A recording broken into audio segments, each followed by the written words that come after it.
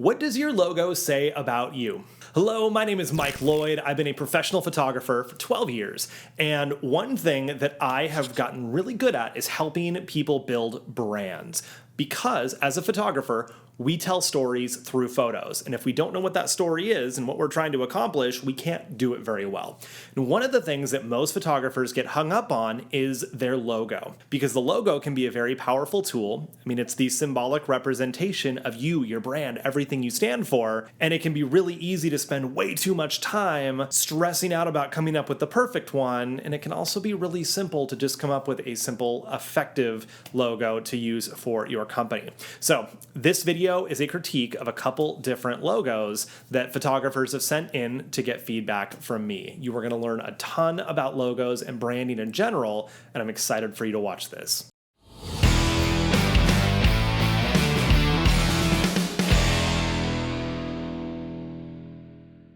Christopher Stapleton, Studio 255. Okay, I do like this one. This to me could also be a stamp on like a designer handbag, which I think is really cool, right? Like if you took Prada or Kate Spade off the bag, this could be the little metal like plaque with the name engraved on there, or it could be the plaque on the wall of, a designer clothing store, like in Beverly Hills or New York City, San Francisco. I think that's really cool. It's high end. It says fashion. It's easy enough to read and to recognize.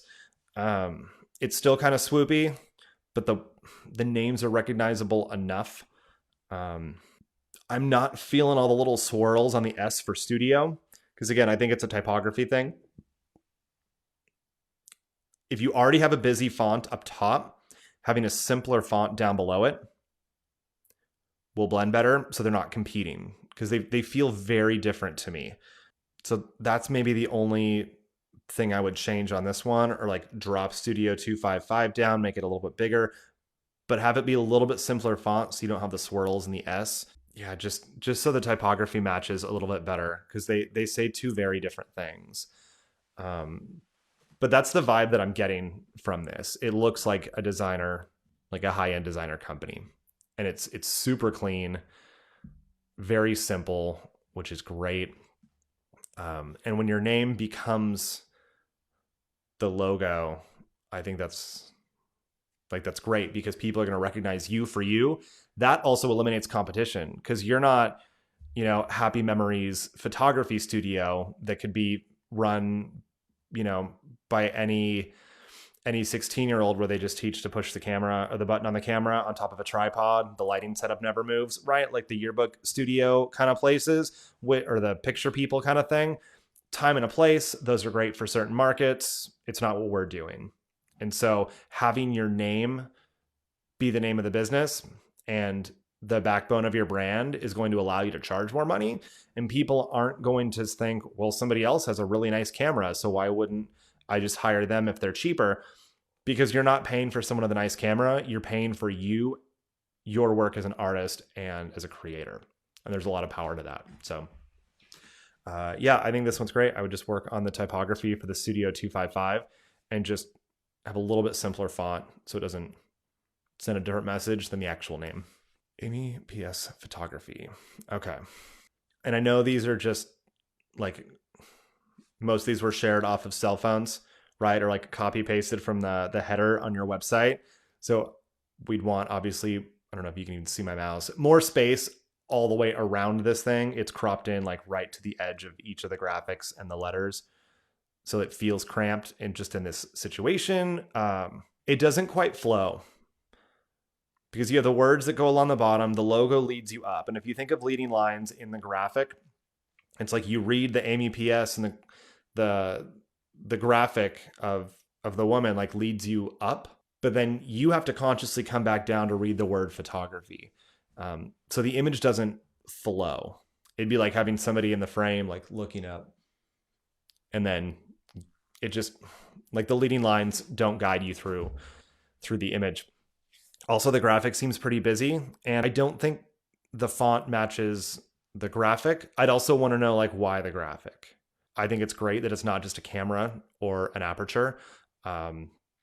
It's very busy. It almost has like a tribal pattern kind of look to it. Or it's a flower. I'm not quite sure. I think it's a cool start, but it just seems kind of busy, and the fonts don't match. This is another opportunity where if you're like, I like the floral look, or I like this cool, I want to have some kind of like curvy icon in the middle of my logo. This is where you could hand that off to a designer and they could give you like 5 or 6 different iterations in a really short amount of time that will actually flow graphically. So I think it's great to have the mark because that can be on its own, and you have the text and that can be on its own. But in this situation, they just don't flow and they don't really match to me. So I'm not quite sure what sort of brand this is portraying. I think black and white is great. You don't need to have different colors if you don't want them. But that's where I'm here. Yeah, different font.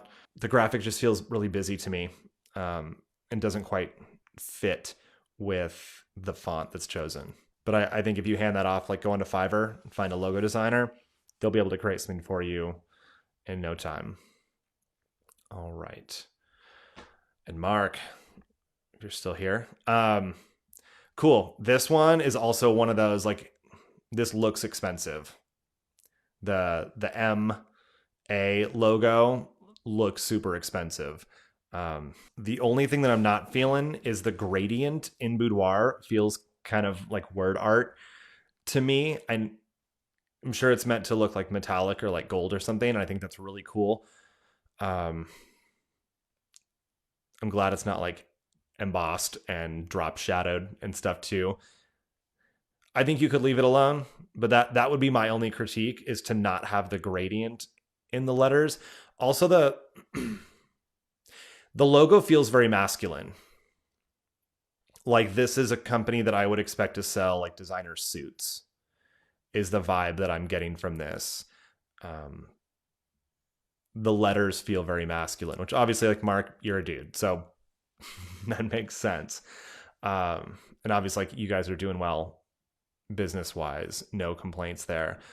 Again, and not that it's good or bad. This is just my perception of the logo, is that it feels very masculine. Boudoir feels a little crowded in there. Like, I'd want a little more space, but the Boudoir font to me doesn't go well with the Mark Andrew.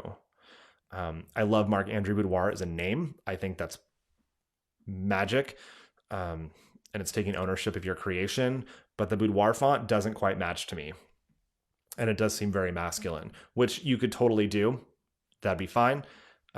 Again, just my observation. I would play around with different fonts, something a little less bold on the Boudoir side, and with or without the gradient. All right, what do we got next? Okay, so you can see up here where the copyright is on this photo. This is something that I wanted to touch on. And thank you for sharing this, by the way, even though you said it's just applied in Lightroom. This is a watermark, not a logo. And I want to differentiate the two because they serve very different purposes. So your logo is a graphical representation of your brand. It's like your name. But like, what do you want people to associate, or what do you want them to feel and see when they see, or when they think of your brand? Your logo should trigger that. Whereas a watermark is really just an identification. It's like a name tag. You could use your logo as your watermark, but you could also just write your name or have Lightroom do it automatically, or Bridge or Photoshop or whatever you're using. Totally different things. So just having the text write your name and copyright on something isn't a logo. It's a watermark. Because again, it's just a name tag. It's not there to create a sense of feeling and identify your brand identity. So just wanted to point that out. Well, I hope you had some great takeaways from that video. Let me know down in the comments what you learned and maybe how you want to apply that to your own brand, or how you're reconsidering your own logo. If you want more information about how to build a brand, I've got another killer critique video here on this channel all about branding. Got some other ones as well. And if you want me to walk you step by step through how to do it for your own brand, head to boudoirguild.com and check out the branding training there. It is super thorough and it will totally change your world. And again, if you do that training, you will understand the pun in that last sentence. But I've got tons of other great videos here on this channel as well to help you make more money from your camera. So be sure to dive in. You are amazing. We'll see you inside.